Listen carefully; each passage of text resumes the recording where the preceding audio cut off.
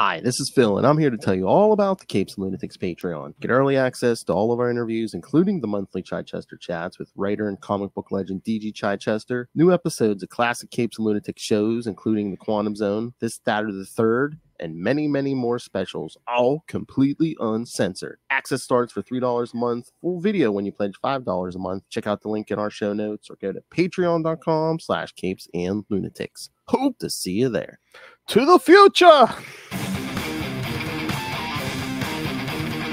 Hello, kids. That's right. Welcome back to another episode of X-Men Classics. Home for everything X. Fuck that X.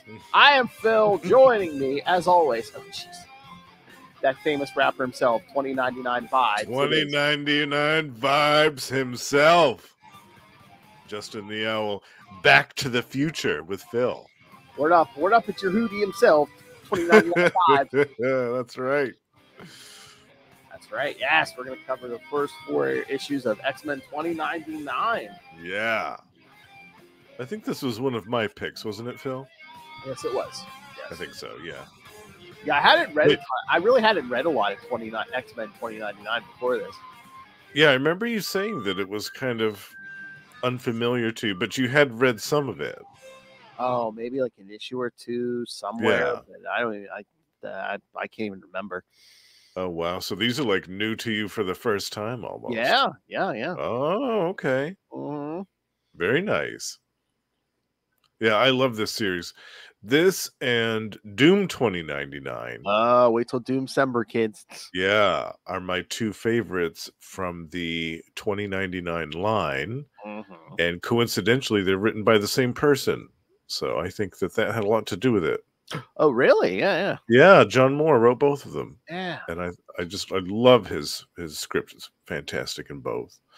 And so, yeah, when we were thinking of episodes to do, I thought immediately, oh man, we've got to get some 2099 X-Men in here. Yes. And then, I mean, spoilers after issue 4, when they like, oh, next issue, Follow the Hammer. I'm like, oh, that's gonna be a crossover. We got to do a crossover somewhere. Oh yes, yeah. We'll have to cover all of the parts of that. Oh yeah. Follow the Hammer. That could be a crossover with Marvel Tales. We could do a bunch on Marvel Tales, and we could do the X-Men issue here. Yeah. I'm always up the crossover with those sexy bitches. The resemblance is uncanny. Yes. Those biscuits over there, you know. It's me, Roll Pal the Owl. Yeah. All right. So, it's funny. I have synopses for the first 2 issues, but not the second 2 issues. So, oh, okay. All right. So at least it gets set the foundation for this. All right. Yes. All right. So should we jump into these? Yes. All right. Let me get the cover up here. Hold on, kids. I need quiet. I need to get it up here. All right. There, yeah. Look at that. Doesn't do that foil justice. No. I have the blue foil cover, and I'm still very pleased with it. Yeah, because I think all the number 1s in 2099 kind of did that. At least that first. They did. Wave. Yeah, because Spider-Man had the red. This had the blue. I think Doom had the silver. Like silver. Yeah. Punisher, I think, was blue, like X-Men. Oh. And then Ghost Rider was like a black. It was like a black foil. Yes. It was really cool. Yes. And then, of course, when the infamous Hulk 2099 came out, of course, that was definitely green. Yes. Yeah. Oh Lord, don't mention Hulk 2099. You're gonna hurt somebody. I know. Nom nom nom. Yeah. We were joking the other day that we're going to introduce a Patreon tier on Gamma Charge, which is $100, flat $100 membership fee. And for that $100, we will cover the entire run of Hulk 2099. Oh my, I gotta save up. I gotta save up for that.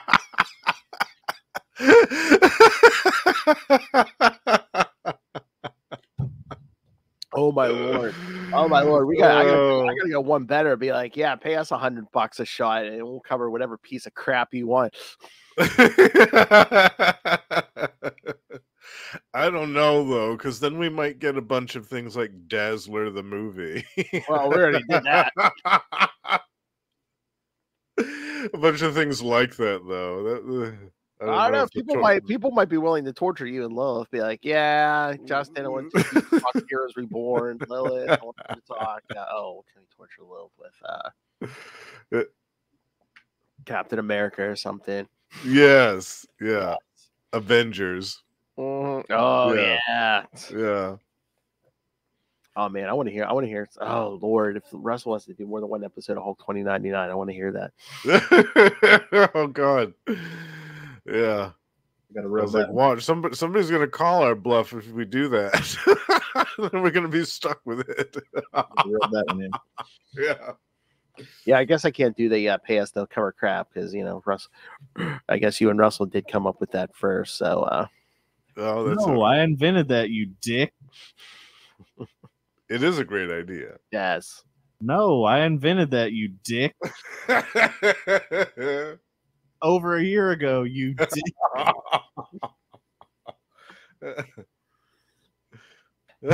That Charlie Esther knew how to bring out the best in people. Yes.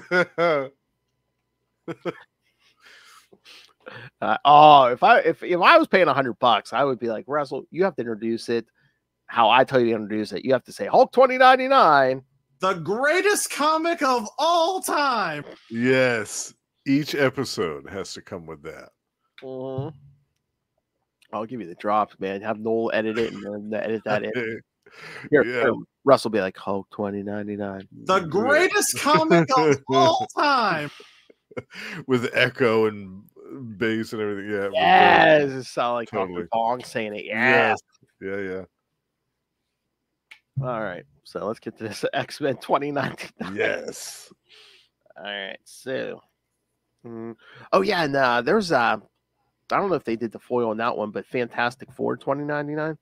Oh yes, that one had a kind of like a chromium cover. It was a little bit different. Mm-hmm. Yeah. That came a little later, I think, than a lot. It did. It was one of the last Ghost ones. Rider, wasn't it? Yeah. Yeah. Ghost Rider actually went on for a little bit. Yeah, but the Fantastic Four one came right at the end, and they pulled the plug on that one pretty quick. Yeah, but like the first few were like Spider-Man, Punisher, X-Men, Ravage, yeah, and Doom, and then Ghost Rider and Hulk, and they had 2099 Unlimited for a while as well, the anthology book, which is where the ill-fated Hulk made his first appearance.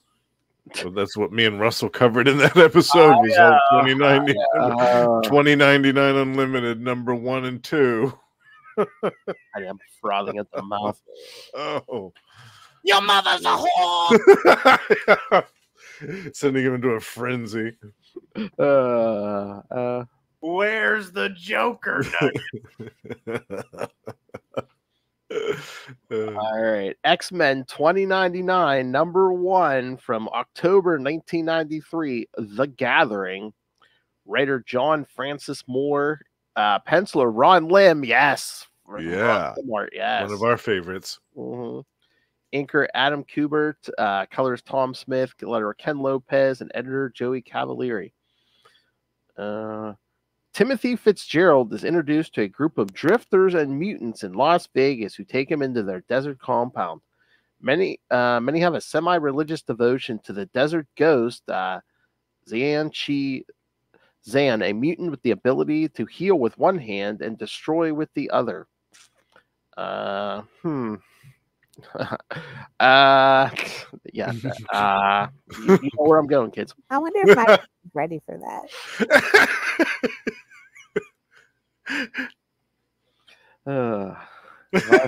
A lot of guys have the ability to create, to heal, or destroy with a hand. I wonder if my wrist is ready for that. Elsewhere, the mutant Bloodhawk, because it is the 90s, narrowly escapes Mhm. being killed by some of the same X-Men who have taken in Fitzgerald. Zan confronts billionaire industrialist Noah Singe, warning him to leave the mutants alone to live their lives. Singe shows up dead later, and Zan is assumed to be the killer. When a sniper attempts to kill Zan at the Nouveau Sol Arcology compound, Fitzgerald narrowly saves Zan's life, but he is still struck by the bullet, and his fellow mutants run for safety. All right, super fan, give me your thoughts. Yes. Well, obviously, right off the bat, we have the 90s was like the decade of the Hawks. Yes. We had Darkhawk, we had Shadowhawk over at Image, we had a lengthy run of Guardians of the Galaxy with Starhawk. Mhm. We had a resurgence of Blackhawk over at DC for a while. Hawkman. Like, Hawks were everywhere. There was a Hawk.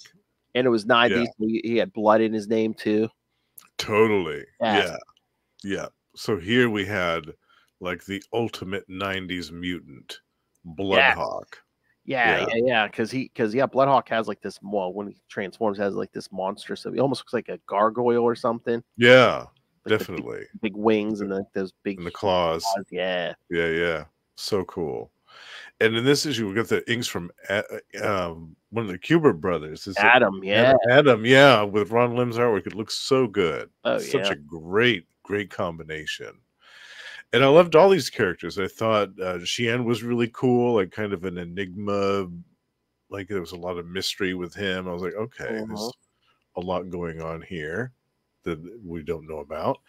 And I thought that it was really cool, that part with Eddie Metalhead, when they had that concert and there were all those like waves of sound that were emanating at him, and then he would like touch a different piece of metal and change his body to reflect whatever that metal was, and in doing so it would change like the refraction of the sound that was coming off of him, and he would move in a rhythmic pattern. I thought that was so cool. I remember reading that in 93 as a teenager, thinking, oh man, that's very futuristic. Like, totally futuristic stuff. I love it. And I also loved the other characters. Cerebra, Shakti. I loved Junk Pile. I thought he was great. I even liked the smarmy Singe siblings, Desdemona and Lytton, who hated their asshole dad and were, trying to do everything they could do to get his fortune and all this stuff. And they're just so nasty, just typical nasty rich kids from the future. I did like them, but I especially like the sister Desdemona. I mean, yeah, the purple hair. Yeah, she almost looks like evil Diamondback. Totally. Yeah. But I also love Crystalline and Mean Streak, the Speedster. I thought all the characters were really cool. They weren't simple retreads of all of the mutants that I was reading in the other titles, the other X titles, the non-2099 ones. Yeah, I mean, we got a lot of original ones here, but also it's like we kind of get like homages to some of the classic stuff, like Metalhead's kind of like their Colossus and Mean Streak, Quicksilver. Yeah. Right. Yeah, and Crystalline kind of like Iceman a little bit. Kinda, yeah. Yeah.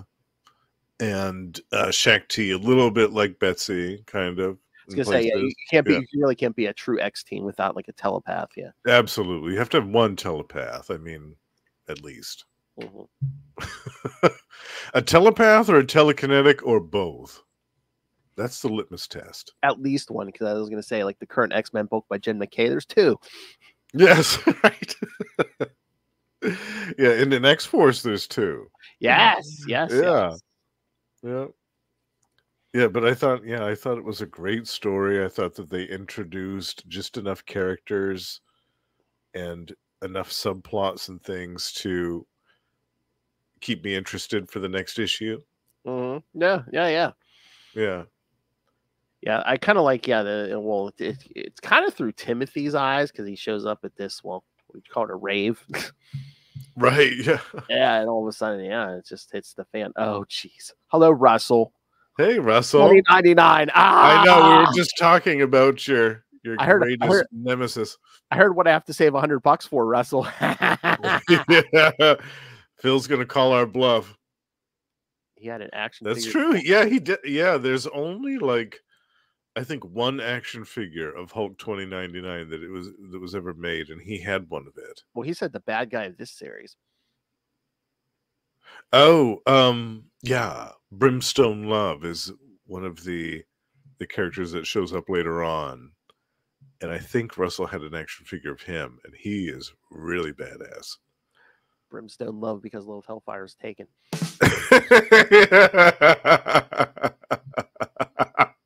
Yeah. What did you think of this one, Phil? Where this was kind of your first time reading this one? Yeah. Like I said, yeah, it was pretty much new to me. I liked it. Again, it's like a fresh take on everything X, especially in '93. Again, Ron Lim art is always great, superior. Again, with Kubert inks on it, it's really stands out, and great combination. I mean, the whole art team was great, even like the colors and everything. Yeah, yeah. Nice. Yeah. You know what? At first, I was almost a little hesitant because I don't know if it was just me, but the first issue kind of seemed a little slow. But then by the second issue, it's picking up and it's moving. Yes. It's like, okay, yeah. Again, you're kind of like introducing the whole mutant population of 2099, the whole concept of it at least. So it's like, okay, you have to take a couple small steps before you can start running. Okay, that's true. And the other number ones of the 2099 line were like that too. Oh yeah, I'd kind of gotten used to it at this point. I was like, okay, yeah, I bet in the second issue we're going to get a lot more action, and I was right. Yeah, so you got kind of the whole concept because like even Spider-Man 2099, which I absolutely love. Yeah, the first issue, is a little bit of him in the beginning, and then really Miguel doesn't get his powers till like the very last page or two. The very end. Yeah. Yeah, it's great though because it's kind of like the setup. It sets up the story for what really picks up and happens after the first issue. And I love how Russell's like, I had an action figure of the bad guy this series. I'm like, what character doesn't Russell have an action figure for? That's true. He likes the villains too. Yeah, the action figures of the villains, definitely. Yeah. Oh, hey, Russell, if you did not know, today Venom War Spider-Man #1 came out, and your old buddy Roderick's in it. So yeah, ooh, check that out. Yeah. Oh, making a comeback, fighting a Peter Parker wearing that OG symbiote. Oh wow.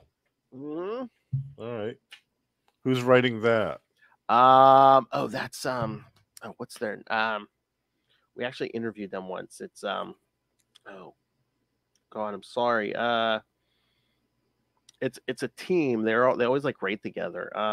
Oh yeah, I think I remember. Yeah, I forget what their names are. On the tip of my tongue. Sorry. It's been a long day, kids. Hold on, because I don't want to like give you the wrong information either. I'll be like, oh yeah, it's Chad and Chris, and then it's not. Because again, I'm slow. All right. There we go. Yeah, Colin Kelly and Jackson Lansing. Yeah. Okay, yeah. Yeah. I knew one of them was a J name. Yeah, and Greg Land doing the art. So. Oh, okay. Yeah. But yeah, no.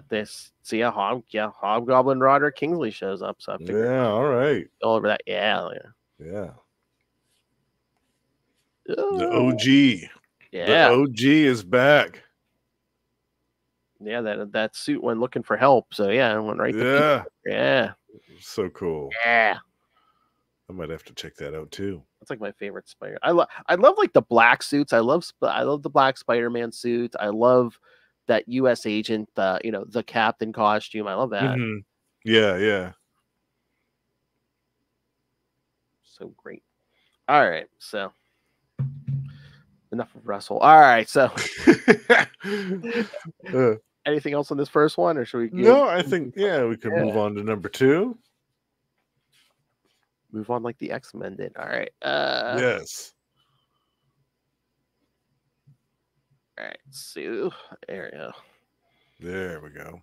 X-Men 2099 number 2. From November 1993, Singe City Blues. Same teams except 2 inkers this time, Adam Kubert again and Mike Sellers, and 2 editors, Joey Cavalieri and Matthew Mora. After Xianqi Zan's attempted assassination, the X-Men flee from Nouveau Sol Arcology in the experience van. Unbeknownst to them, Junk Pao has betrayed his fellow mutants and attempted to coordinate the murder with the Greater Nevada Syndicate. While seeking refuge along the Hoover Dam, Bloodhawk appears to give the group aid, but flies away to be alone and wishes them well. He has a solo mission to fight against those who destroy the environment. They raid Singe's base, but are attacked by the Rat Pack, who capture Mean Streak and Metalhead. Oh my god, that was oh my god, that might have been the most 90s thing. Yeah, they're like totally. Like in Vegas, so they have to fight the Rat Pack. Yeah. Oh yes, I love these names. Yeah, Dealer, Chairman, Suicide King, and Mr. Entertainment. Mr. Entertainment. Boy, you kids thought Mr. Fantastic was presumptuous. Oh my lord, Mr. Entertainment. Yeah.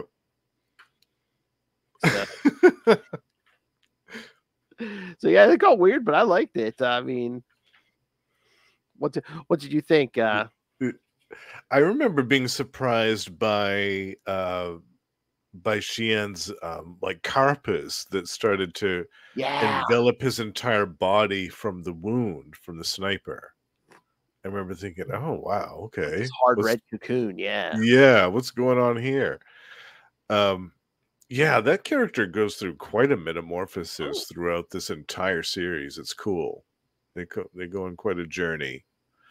But I love the action in this. The whole fight with the Rat Pack I thought was great. Oh yeah. All that great Ron Lim artwork, and yeah, it's just fantastic. Crystalline was able to get away. Which keeps the action going and the dynamism for the follow-up issue, keeping everything going.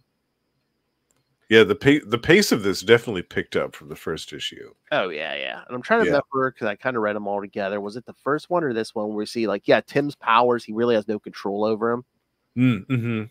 Yeah, he just absorbs energy indiscriminately. Yeah.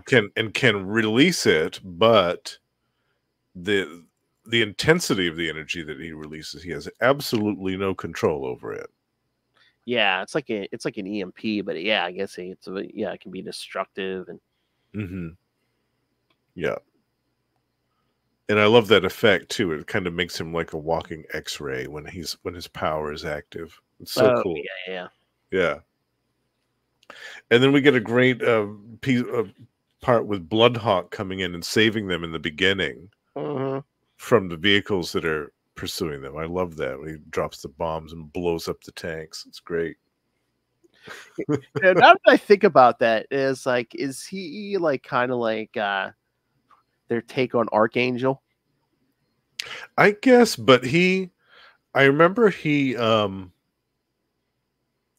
kind of more like a nomad. He wanted to live kind of more like a solitary existence in the desert and kind of protect the environment too. He was he didn't like people despoiling the land and stuff like that, and doing nasty things to the animals. So he was kind of like an eco avenger.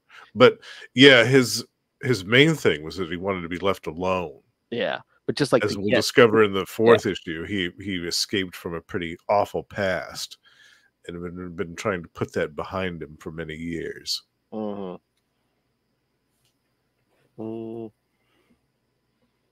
yeah.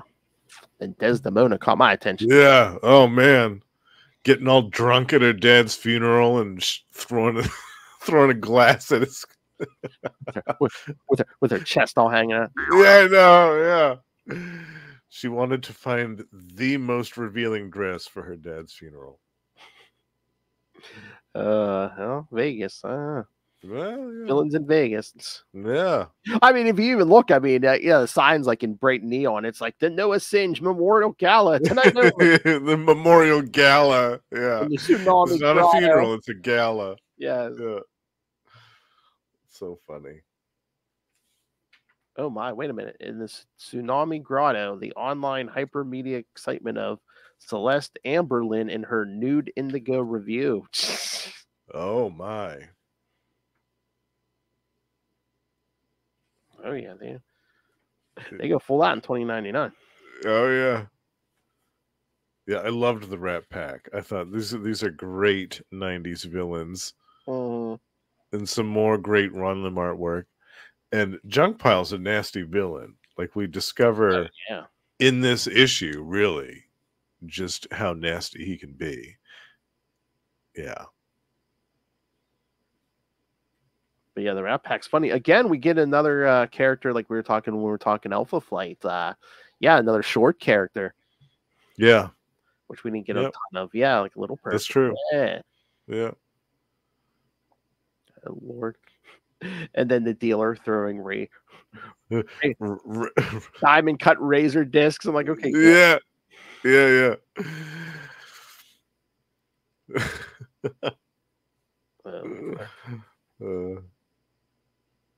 But yeah, no, this was good.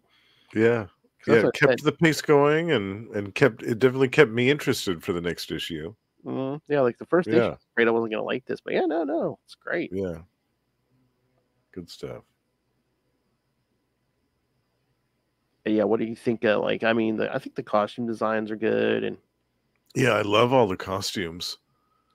Yeah, I think Shakti's is cool, and I mean, Serpentina doesn't really have a costume. She's just wearing clothes. Yeah. But I think Mean Streak definitely has a costume. Oh yeah, those aren't regular clothes. I like Crystalline's look too. It's very subtle. Yes. Yeah, it's cool. I love, what is it? Was it by issue 4? Yeah, they give Tim like an unstable yes. like, oh yeah.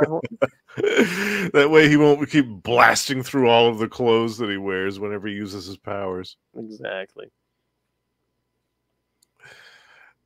That gets a little inconvenient after a while. Exactly. Oh yeah. I just love the Ron Lim artwork. Yeah, it's so good.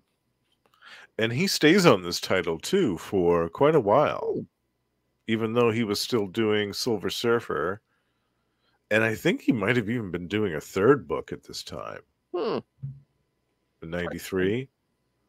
I'm trying to remember. I can't remember what it was. Sounds familiar. Was it a DC book? It sounds familiar, but I can't. I think it was another Marvel one. I think it was. Oh. Maybe it was Night Watch. That one that they ripped off the Spawn. Yeah. Remember? The thing. Yeah. Yeah. Oh, I remember. Did you and Lilith ever talk about that? We did some of the Web of Spider-Man issues he showed up in. So yeah, we did kind of talk about it. Okay. Yeah. We never hit that mini series. I'm sure if we wanted to do it on Marvel Tales, Lilith would gladly give her blessing. Oh yeah, the 12-issue Night Watch series. I actually have a bunch. Was it 12? I thought he just had. Yeah. Oh damn. Okay. Oh no, they tried to make actually an ongoing out of that. Yeah. Jeez. Yeah, they weren't trying to ride anyone's cape or nothing there. Oh yeah. Well, they must have gotten hit with a copyright infringement lawsuit, because I remember seeing the solicits for the first issue cover. And then by the time that the first issue actually came out, the costume had been dramatically redesigned, and the cover had been totally redone. I just love the name Night Watch. I'm like, what are you watching? It's a kink. Oh, one of those perverts. Okay. Yeah. They're sitting over there in the corner. I was trying to see what else Ron Lim was up to in 1993, but Yeah, you know where did I see that? Was it Yeah, another Spider-Man? Well, you know what he's doing in 1993, Infinity Crusade.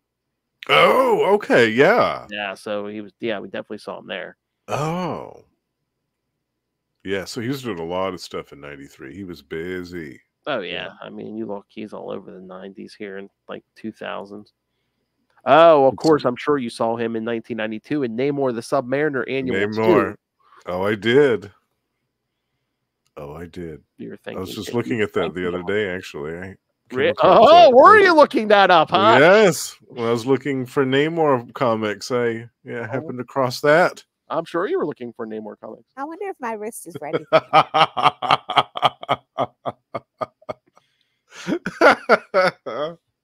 Oh. Lubricated eels are the I don't think those are tentacles. Tentacles, kids. I don't think those are tentacles.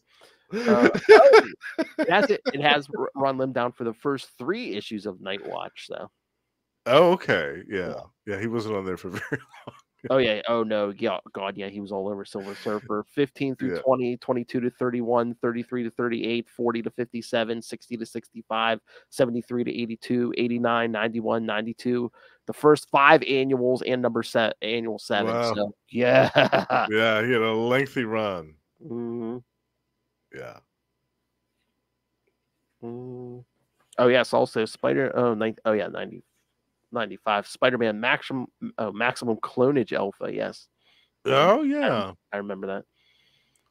And just the other day, too, I was looking at some of his very first work, which appeared in Hero Alliance in the 80s. It was an independent comic from, I think, Innovation was the name of the company.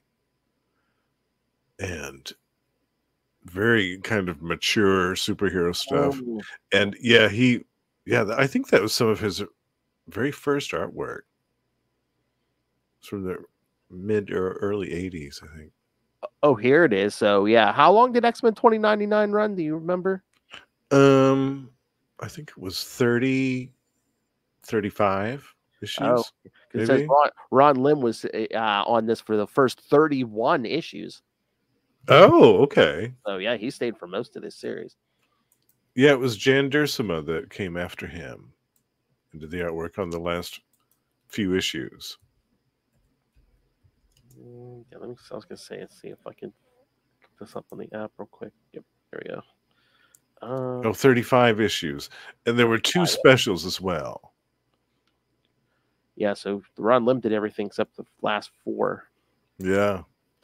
Which it seems like they kind of like stuff. I don't know if people wanted to leave or stuff was getting shaken up because it's like, yeah, like Spider-Man 2099, like Peter David didn't do like the last, was it 2 issues or something, 2 or 3 issues? Mm-hmm. So, yeah, stuff was going on. I think they were shaking it up big time. Yeah, I think I don't know if they saw the writing was on the wall or. Oh, probably. Yeah. So yeah, so Ron Lim must have been having a good time. He was here for most of this. Yeah. 3 years. Yeah, that's significant. All right. All right. We good? Should we get to the third one? Yeah, let's go on to number 3. Kind of wraps up this first arc here. Yes, the first story concludes with this issue. And one of the X-Men 2099 dies. That's right. Who do you think it is? Well, first of all, who do you think dies? You're about to find out. I know. All right, so X-Men 2099 number 3, December 1993, Viva Las Vegas. Again, John Francis Moore, Ron Lim. This time, 1, 2, 3, 4, 5 inkers. Yes, there's a legion of inkers on this one. Adam Kubert, Chris Ivey, Jim Sanders III, Cam Smith, and Gary Martin. So, and 2 letterers, John Babcock and Ken Lopez.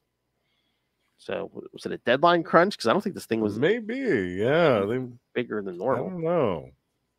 Maybe he was working on Infinity War. Maybe Ron Lim was doing double time on Infinity War, and baby. they're like, let's Yeah. get some other anchors in here. Yeah. So yeah, no synopsis for this. Yeah. Well, we open with the aftermath of the last issue, Mean Streak and Metalhead getting put into vats of liquid Yes, green for liquid. suspended animation. Crystalline is basically running around the enemy base here. Yeah. And Tim, Serpentina, and Shakti are kind of on their own, doing their own thing. But meanwhile, Bloodhawk is on the loose. Yeah, and we see that in that splash page. What is that, like the second, third page? Yeah. Yeah, love it. He crashes right in and attacks Mhm. one of the Singe buildings. And then, yeah, Tim, Shakti, and what's the third one? Yeah, they Tina. Tina. Yeah, they knock out the guards and take their uniforms. The old classic, exactly. Infiltrate from within tactic. And then he's literally completely covered in a cocoon, all Adam Warlock style. Yeah, that cocoon has encased his entire body at this point. Yeah. And then, oh yeah, right here, yeah, Desdemona, maybe because it's Ron Lim too drawn her, but yeah, Desdemona Singe, yeah, really looking like Diamondback. Oh, totally, yeah. Yeah. Plus, her choice of clothing is very reminiscent of Diamondback as well. Yeah. The clothing, the hair, yeah. Yeah. I love how she does not care. She just pushes her way right past junk pile and sasses him right to his face. Yeah. I love it. But yeah, the others find Mean Streak and Metalhead and free them from the goo. The goop. And Lytton Singe is a junkie. He has like this drug this ampule that's like attached to his arm that he just presses a button basically, and it automatically delivers the drug into his bloodstream. He's that much of a junkie. And so he's sitting there watching holograms of his dead dad and just being like, oh, I'm glad I killed you, Dad. You suck. And of course, Crystalline is right there to overhear the entire thing. And so she tries to get the upper hand, but it doesn't go quite so well for her, unfortunately. Yeah, no, because Junk Pal and Desdemona come in. Yeah. And once again, we see the Rat Pack. The Rat Pack. It's time for a rematch. Yeah. Oh, yeah, because yeah, Shakti uses her powers to basically fire Tim off, like supercharge Tim's power. Yeah. Basically blows the whole Rat Pack away. Yeah. Actually, I really like Shakti's power. I thought her power was really cool, that she had so much versatility with her psionic abilities. So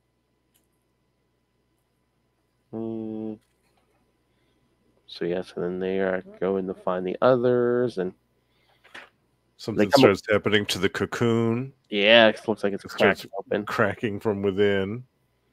But then they find Crystal, and Junk Pal has her, and then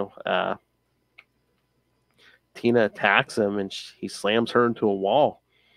Yeah, and kills her. Yeah, no, kids, that's the death fit. Yeah, that's the death. Yeah, that's the death.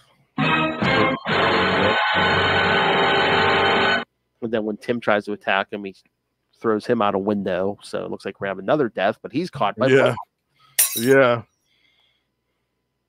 Trying to avenge the death of Serpentina. He almost got his own. Yeah, and then Bloodhawk takes on Junk Pile, and even he has a hard time. Well, yeah, Junk Pile breaks his wing. It takes his wing and snaps it. Yeah.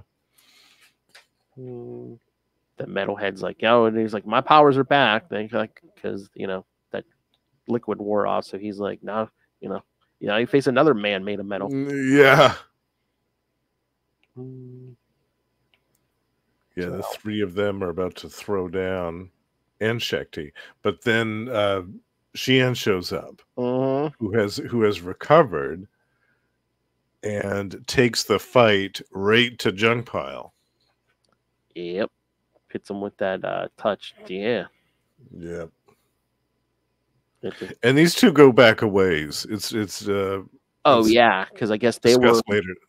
Yeah, they were in a gang together. Yeah, because they kind of hinted at this. Yeah, they were kind of in a gang or something together, and Yeah. Yeah, and eventually you meet all of the other members of that gang throughout the course of this series. It's cool. Yeah. And then Xian reveals that he has another hand that can heal. He heals Bloodhawk's broken wing. Yep. And then he tries to heal Serpentina, but unfortunately she's gone. Yeah, he says I can just heal the living. I can't raise the dead. Yeah. And then Desdemona comes in with the guards, says, "Get out of here." Yep, because she said, their brother's locked up. She's so yeah, Xian's just like, yeah, let us, take our dead and get out of here. Yeah. So she's like, okay, but next if I ever see him again, I may not be this generous. Yes.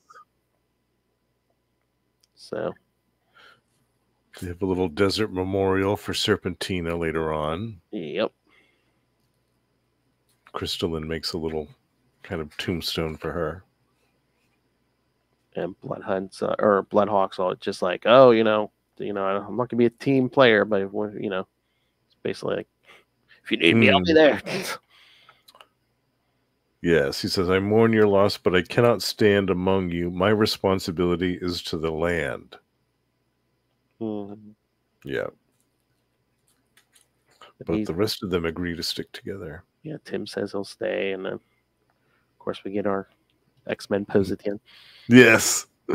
The obligatory team shot at the end. And a little bit of a prologue for the next issue on the final page. Yes. There's a man called Controller 13 Yep. who's torturing a bunch of people. And then has a visit via hologram of the aforementioned Brimstone Love, who Russell had the action figure of. Yes. So, yeah. I mean, again, we'll see him a little in the next issue, but Controller 13 kind of reminds me of Sinister. Oh, definitely. Yeah. Totally. Lots of parallels to be had there. Yeah. Yeah, what did you think of this one with the big shocking death? Were you surprised? Were you kind of expecting it? Were you? I mean, I was a little shocked, but I mean, they told you on the cover someone's going to die. So. Well, yeah. Yeah. But did you think it was going to be her, or did you think? I wasn't sure, but I didn't think it was going to be that just quick. I thought it was going to be a more heroic, someone sacrifices themselves to save the whole team, but no. Oh, right. Yeah. Boom, you're dead. Yeah. Yeah. It was so sudden. I remember being really surprised by it. Yeah. Yeah. Yeah. I don't know. It's almost like, but I'm like, well, was it too quick, or was it just for, so quick? Was it just for shock value, or? Yeah. I don't know, because I mean, admittedly, her powers were kind of unremarkable compared to everybody else in the team. That's true. I just didn't know if they wanted. They're like, oh, we have to have our Thunderbird moment or whatever. Right. Yeah, that was kind of what I was thinking. Like a parallel to that. Yeah, I don't know. But not to spoil anything, but this isn't the last we see of Serpentina. Oh. Yes. Yeah. Right. Yeah, this is a good one. I really liked this. I liked the action. I remember thinking that Junk Pile got taken out way too easily, though. Like Xian shows up and he does a little somersault over him and then touches his chest and he falls over, and that's it. And I thought, okay, you're setting up this big fight with Metalhead and Crystalline and Mean Streak all like threatening to take on this dude with Shakti. And like Xian just shows up and puts his hand on him and he falls over. I just thought that was kind of anticlimactic. I mean, unless too, it's just like the first arcs are like, oh yeah, we're gonna save the big thing for later. Oh yeah, yeah, definitely, yeah. But especially after what happened to Serpentina, I thought that they would have had a little bit more of a throwdown than what we got. But that's my only gripe really that I had. Yeah, but it seems like Xian is basically he's like you know, he used to be on the wrong side, but now he's more like not a complete pacifist, but he's more leaning that direction. Yes, definitely. Because again, I haven't read ahead, but it almost seems like, you know, he kind of just like does enough to disable Junk Power and then be like, you know, when you get up, you're going to be a better man. And it's like he's like, yeah, okay, sure, right. Yeah. He only does violence now if it's absolutely necessary. Yeah.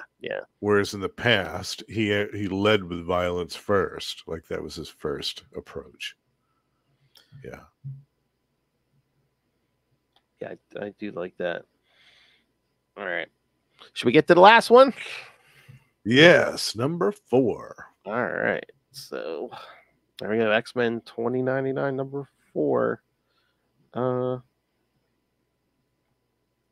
Just stupid thing never opened. There we go. X-Men 2099, number 4, January 1994. The Dark Room. Same team. This time the inkers are Jim Sanders III and Jimmy Palmiotti. Different inkers this time. Yep. And editors Joey Cavalieri and Matthew Mora. All right. So yeah, no synopsis. So how'd you feel? That opening shot where Bloodhawk's out in the desert because it's so contaminated by radiation, you kind of see the remains of Gamma Base 2. Oh yeah. Gamma Base 2. I love that. Yeah. And it makes sense. This is the same neck of the woods where all that stuff happened. So yeah. Yeah, because they would say it's like, this area's been contaminated by the multitude of bombs detonated during the late 20th century. They didn't learn from it the first time. They just kept on doing it. Nope. Yeah. So yeah, Bloodhawk is skulking around these ruins and things, and he doesn't realize he's being stalked. Yes, gets attacked by this new character. Yeah. Who we will see a lot of in this series after this issue. Yes. Oh, cool. Yeah, because I liked her this first appearance. Yeah. Because we kind of see her lay a hand on him and tells him to stop resisting, and he passes out, and then she's like, "Your pain is my strength, Bloodhawk." Bloodhawk. Yeah, it's so good. Then we go back to the old base, and the X-Men are pretty much just seeing what they can salvage. That's when Tim gets his new clothes. Yep. I swear that suit looks familiar, but I don't know how. Well, it has a jacket, so maybe it's just every 90s. The 90s jacket, totally. Yeah. The jacket with like the big wrist guards. The big guards. The gauntlets, yeah. Yes. Yeah. So yeah, once again, it's just Zan's obeying, it's Tim, stand with the X-Men, but then we see Mean Streaks in the communication center trying to get everything up and running, and gets a message from his old friend Jordan Boone, who Boone may be familiar with from the Spider-Man series. Yeah. Who works for Alchemax. Yep. Because when then Mean Streak tries to call him back, and it says this number has been disconnected. Yes. What could that mean? Yep. So yeah, he says, I want to go off to check on Jordan Boone. Yep. And Xian's like, no, we need to stick together. And of course, Mean Streak does not take kindly to that. He says, I'll go where I want and do what I want. And then he just takes off. I know. Basically, like, don't patronize me. You're not Professor X, and I'm not your student. Yeah. Well, they had to remind you why he's called Mean Streak after all.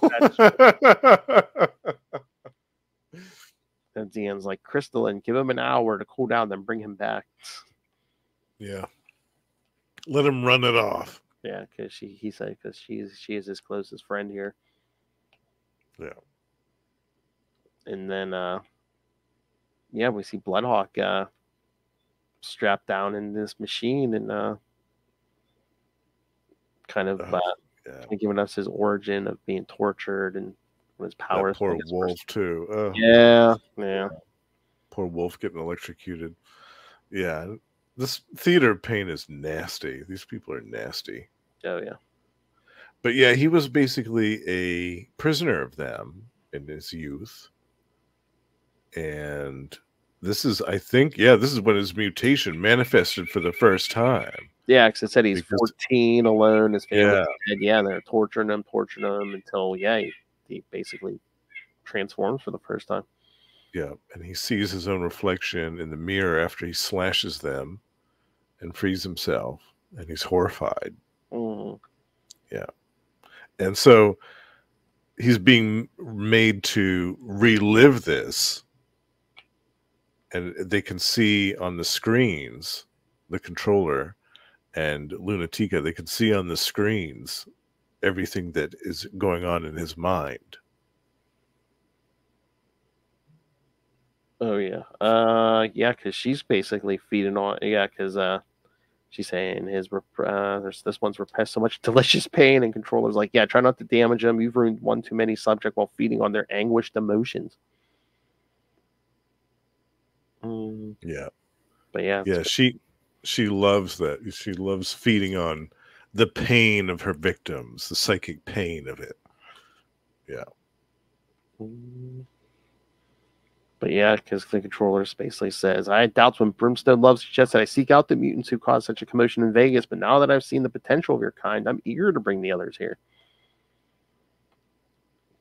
But then we also see he basically has her under because she has like a control collar on, so.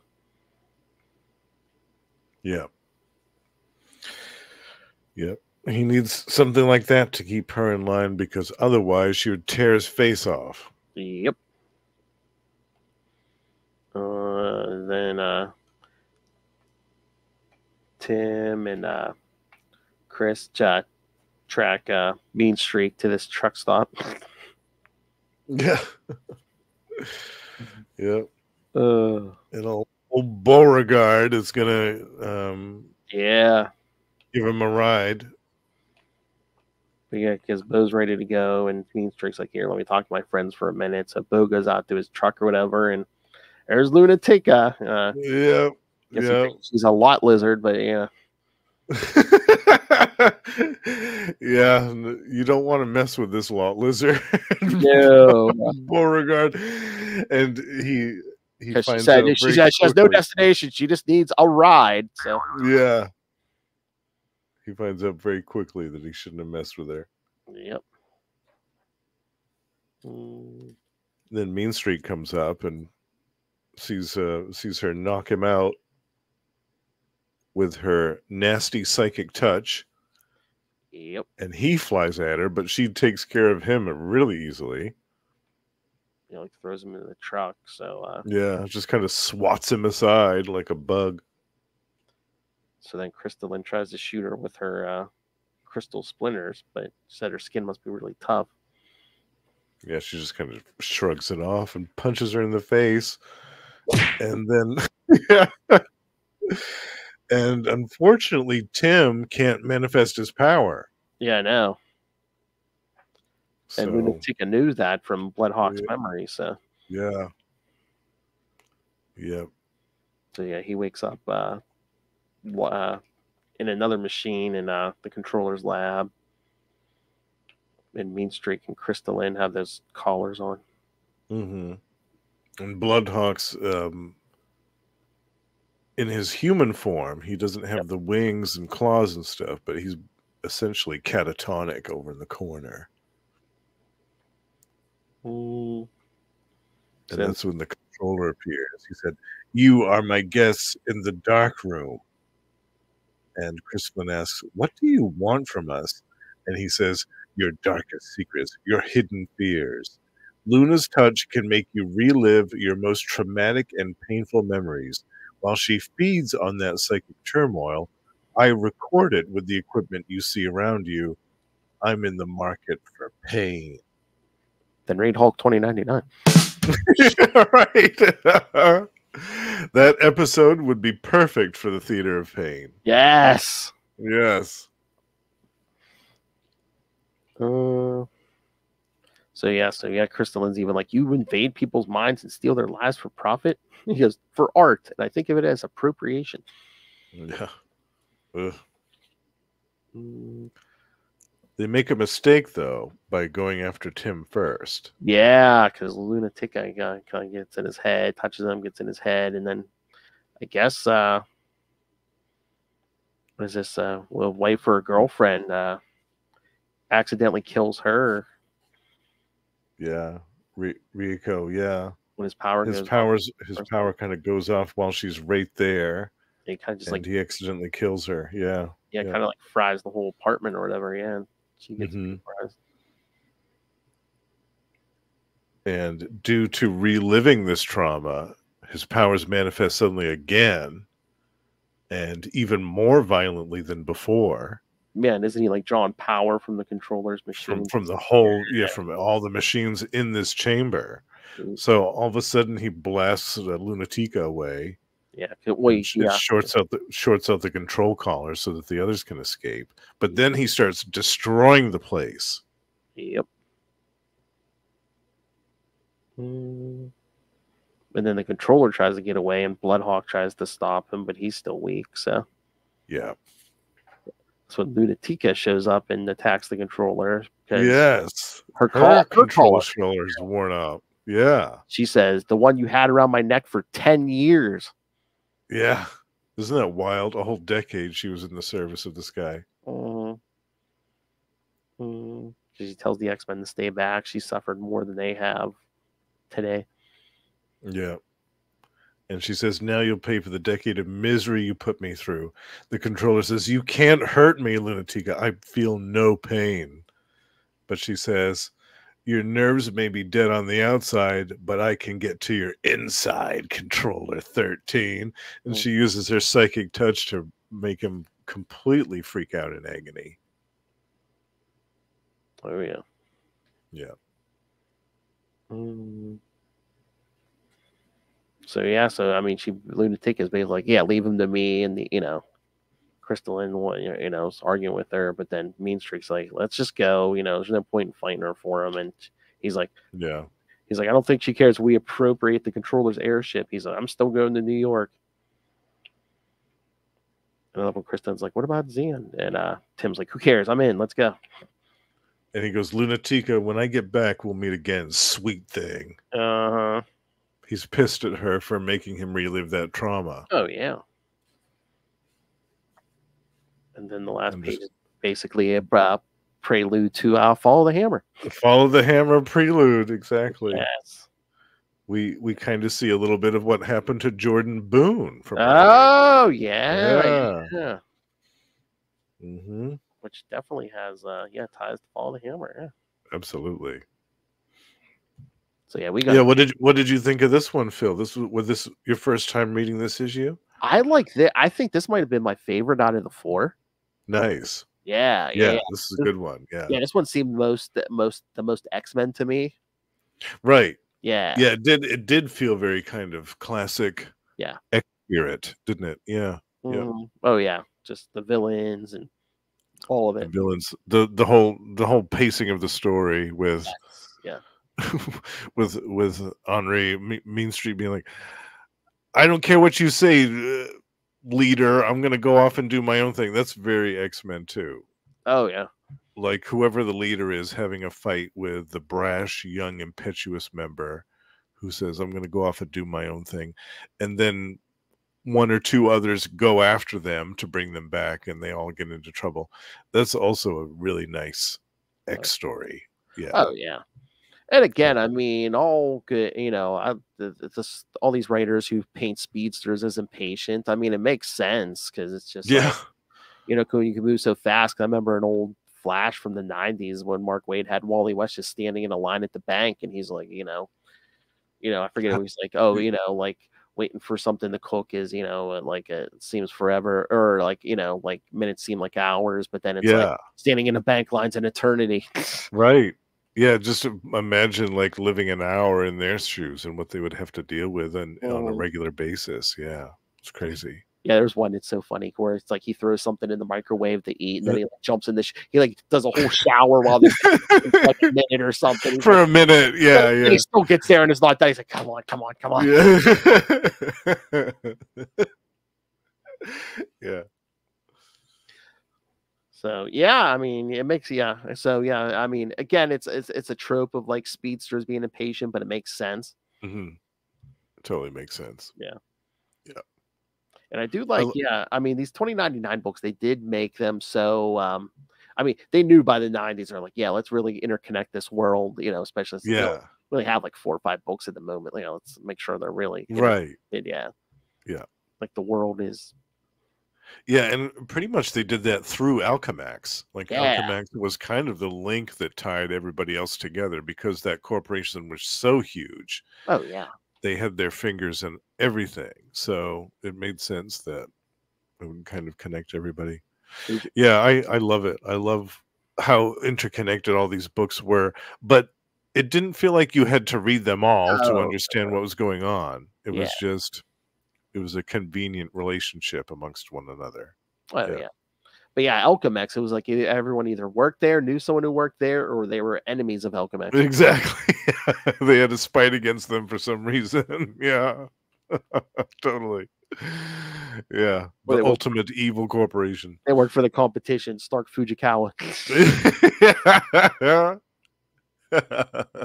There can be only one. Yeah. I feel like that was a missed opportunity. Iron Man 2099, because all someone had to do was go with the suit. Yeah. I know. I was expecting it. I was waiting for it. I was waiting for it. I mean, I know they didn't want to do like direct descendants for most of these, but it's like, imagine like Tony Stark's, what would it be, like grandson or whatever, just like building a suit, trying to get the company back or something. Yeah, or just some random person maybe finding blueprints for armor or finding an old suit of armor and modifying it. Yeah, I was surprised they didn't do that one. Yeah, I was surprised they picked Ghost Rider over that. Yeah, because Ghost Rider was weird because it wasn't even really supernatural. No, it was all cyberpunk stuff. Yeah. All right. So yeah. All right. I give it a thumbs up. Again, like I said, I was scared of that first one, but I was like, yeah, by issue 2, I was in. So awesome. Well, I'm very happy to hear that. Maybe in the future we'll pick up where we left off here. In the future? In the future, and see what else happens in the future. Yes. Like I said, eventually, we should get up to date with the other ones, and didn't do Follow the Hammer. So between Marvel Tales and here. Yeah. I love that idea. Crossover with ourselves. Although we should try to get some guests for that. Yeah, for Follow the Hammer? Yeah. Definitely. There's got to be some 2099 fans out there. Maybe get Twist Lilith's arm, Russell. Did Noel like any of that 2099 stuff? Noel liked the Doom one. Oh, yeah. Noel liked Doom 2099. Russell, I think, might be into it because it doesn't have Hulk 2099. Yeah, it's true. Yeah. That'd be a big selling point. Yeah, it'd be like, Hulk's nowhere in this. Yeah. Heck yeah. Yeah, that would be great. And then after that, we could continue the coverage of X-Men 2099 with keep going through the series at some point. Yes. Yeah. Oh, I would love to go on with all of them. Yeah, this Spider-Man, Doom. Yeah. At least those 3. Yeah. Do the big 3. Yeah. Oh, maybe when we get close to the Fantastic Four movie, maybe we should do some. Well, we'll do regular Fantastic Four, maybe some 2099 Fantastic Four over on Marvel. Yeah. Actually, that would be fairly easy to do because that only lasted like 6 or 7 issues. So we could do that really easily. I Yeah. was gonna say I knew that didn't last too long. Yeah. It was really quick. Uh, Yeah, definitely. Yeah, that movie will be out at some point next year, right? In the summer, I think. Yeah, is it? Oh, I think is it July? I think because I think Captain America's February. I think Right. Thunderbolts is May, and then Fantastic Four is July. Yeah, they're back to their old February, May, July schedule. Remember when they used to do that? Yep. They took a year off and they're back to it. The writer's strike slowed everything down and delayed everything, but yeah, they're back. Yes, they're back. Yep. What the heck? I wanted to see that 2099 Fantastic. Is that not on here? I see what there was. I know there was a one shot in 2019. I see that, but I don't know if I see Fantastic Four 29. How can you not have? How can you have the other books and not have that? That's weird. That is weird. Do they have Ghost Rider on there? Let's see. Ghost Rider. Yeah, come on, Marvel, do better. Yeah, that only ran for 8 issues. Yeah, Fantastic Four 2099. That's only 8 issues. Oh, I don't know if they have that either.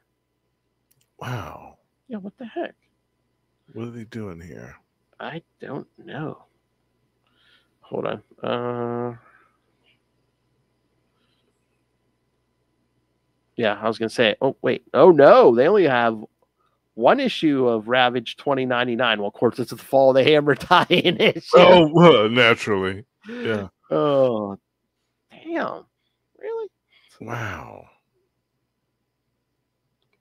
Wow, they really disrespect. One issue of Punisher 2099, which is the Fall of the Hammer issue.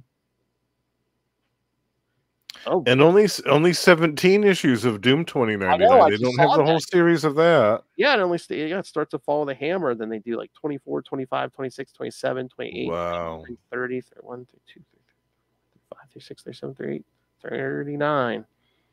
But they have the whole run of X-Men and they have the whole run of Spider-Man. Yeah. I mean, that makes kind of sense, but I mean, come on. You know what? How much do you want to bet by 2026 they'll have the whole Doom 2099 later on here? Oh, probably. Yeah. You know, once Tony Doom makes his first appearance. Anthony Doom, Esquire. I'm copyrighting that, the internet. Tony Doom. Yes. Tony Doom. You heard it here. You credit me, damn it. That's right. August 14th, 10:19 p.m. Even though I came up with it before, but it's official. Yeah, now. It's official. Yeah. We're time stamping it. Yeah, don't be stealing my stuff, especially you, certain writers on that CBR. Yeah, we know you're listening. Yeah, they even have the X-Men 2099 specials on here, Oasis and the other one. Yeah. They've got both of those on there. That's so strange. Wow. Yeah, so I guess it's not really that weird because I mean it's X-Men and it's Spider-Man, so yeah, we know where their favorites are. We get it. Because what are we covering for Doom December? We're coming to like the first 4 issues of Doom 2099. I think we both have the floppies for that. So yes, I have that whole series. Oh, do you? Oh. Yeah, I've got all of it. And those last few issues. Oh God.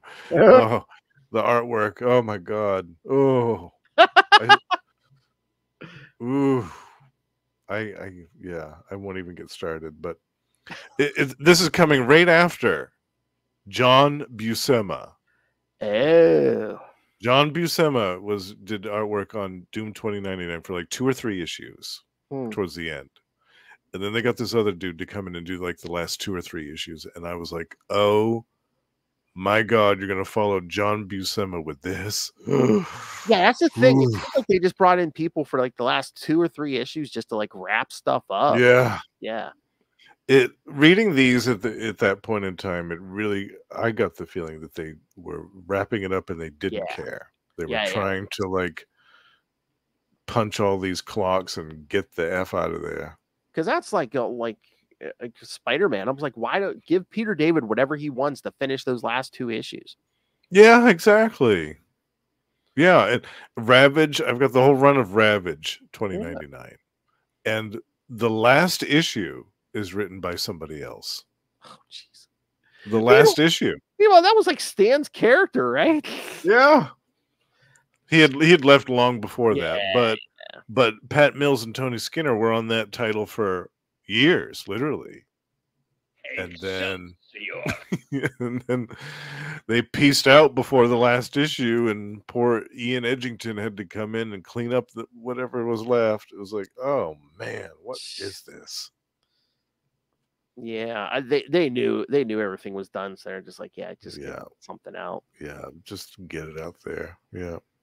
Well, it was painful. It was painful to watch. Mm-hmm. Although they just did a Symbiote Spider-Man 2099 miniseries. It was Peter David. Yeah, he kind of picks up where the 90s stuff left off. So his 90s stuff left off. Yeah, I want to read that. Yeah. I want to read that. Sure, if it's not collected yet, it'll be any day now. Better be. Yeah. Although they collect everything now, I think.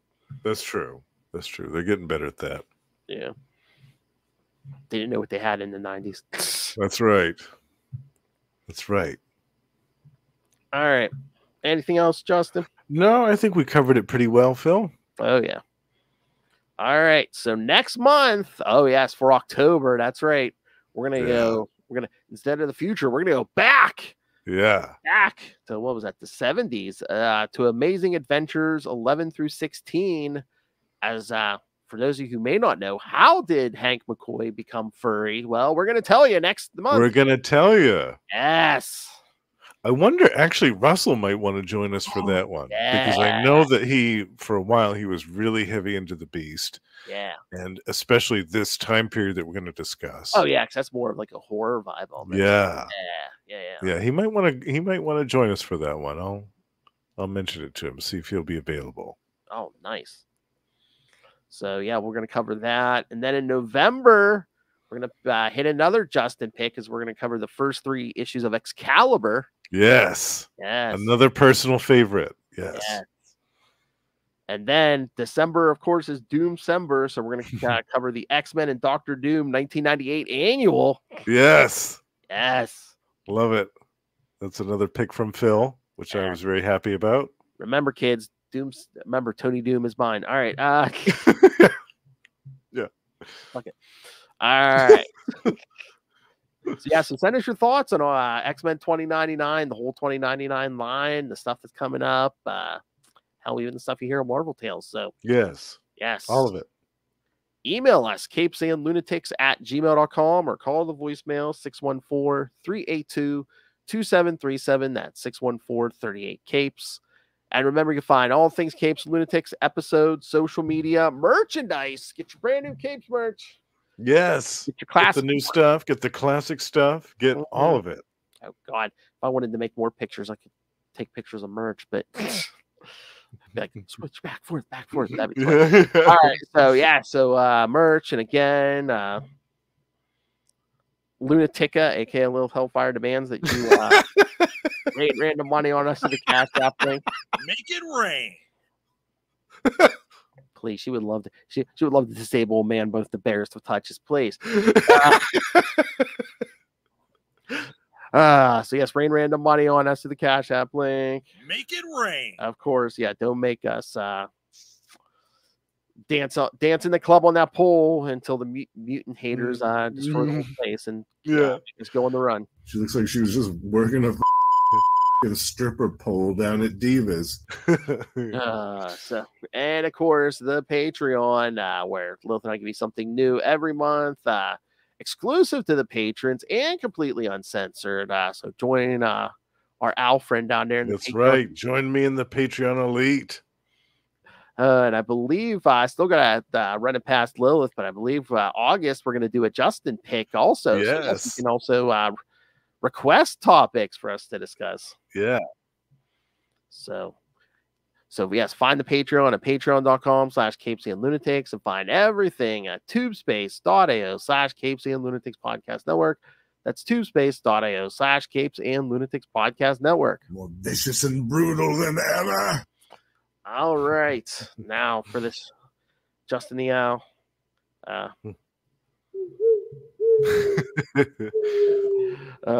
King of podcasting. You can hear him here at least once a month on X-Men Classics. You can hear him every week on Marvel Tales with me, talking anything pretty much Marvel. As we we'll still be wrapping up our 9-part Atlantis Attacks special, epic Atlantis Attacks coverage, as we covered the whole thing, kids, just for you.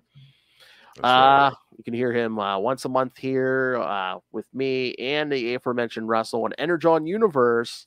We talk all the new Transformers and G.I. Joe content. And of course, you can hear him over on Capes and Lunatics Sidekicks on We Are the Night, the Batman podcast. At least once a month, talking all things Azrael with me. And he shows up for other episodes like the upcoming We Are the Night 200 as him. 200. Him and Lilith do Batman 89, the live watch. Yeah, I can't wait. And of course, you're going to catch him every so often doing a little bit of a stint here on Electric Mullet. Yes. I'll be there for a couple of months in a row, I think. Yeah, I mean, at least 3 parts of, we did the part before Exile, so 4 or 5. Yeah, so I'd say at least half a month, at least 2 months, maybe. Yeah. So yeah, catch him there, but that's not all this man does. That's right. You can also find me on these shows. Gamma Charge with Russell, and now with Josh. We have a new co-host, and we're going back to doing 2 episodes a month starting this month. So it's a very exciting time for Gamma Charge. And we also have a Patreon, so do check that out. And over at Predator and Prey, the Yucha podcast, we are joined by the High Priest of Khonshu, Ray, and we are very excited about the upcoming Predator versus Black Panther coming from Marvel later this month. And last but not least, on my solo show, The Lost Library of Legends, a podcast dedicated to the forgotten and obscure comic book gems of the past, I am doing my very first summer spectacular over there, and I am covering in 3 parts a DC series from the year 2002 called The Power Company. I'm going to eat this up with a fork and spoon. I love it. The Tweety Bird just went off just in time for that. Naughty. Well, that escalated quickly. All right. Thank you for joining us again.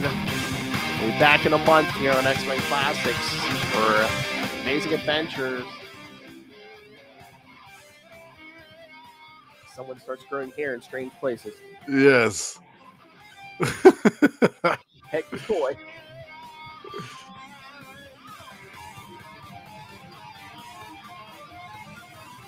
So yeah, we've got some different stuff coming up. Yeah, those. Nice variety. Caliber, yeah. Yeah, nice little variety.